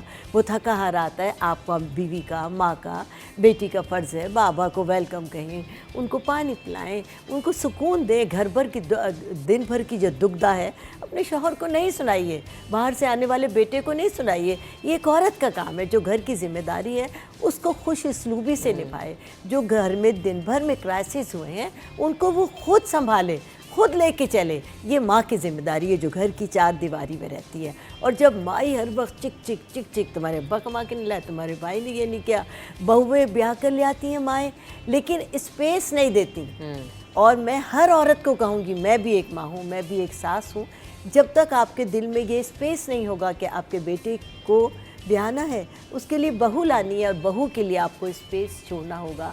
वो सारा सब कुछ छोड़ के आपके घर पर आई है, आप उसको माँ बन के दिखाइए। अच्छा, अब आपा आपकी बात बिल्कुल वजह है कि सिर्फ बहू का इशू नहीं है, ये अब तो हर बच्चा, हर बड़ा, हर फर्द घर में स्पेस चाहता है, और ये अब वक्त की ज़रूरत भी और डिमांड भी है। तो फैमिली सिस्टम को स्ट्रॉन्ग करने के लिए ज़रूरी नहीं है कि ये नाके लगा के बैठे रहेंगे। अब हमें मोड ऑफ तरबियत भी शायद डिफरेंट करना पड़ेगा। इस पर बात करेंगे लेकिन वक्फे के बाद।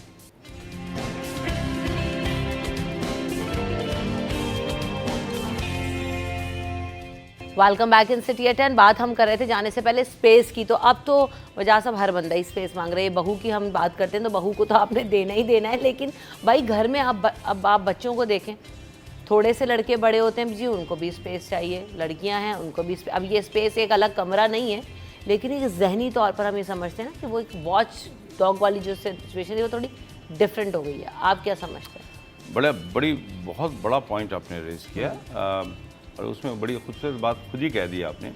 इसका मतलब ये नहीं कि तन्हा अलग कमरा चाहिए, वो तन्हाई चाहता है। और अब तन्हाई बहुत आसान हो गई मोबाइल की शक्ल में, वो उसी रूम में 5 आदमी बैठ के तन्हा हो जाते हैं। वो स्पेस चाहिए ना। ये बदकिस्मती है कि पहले लोग कमरे चाहते थे, अब कमरा नहीं चाहते, मोबाइल चाहते हैं। मोबाइल दे दें, दुनिया उनके साथ है, बट वो दुनिया के साथ नहीं है, घर के साथ नहीं है।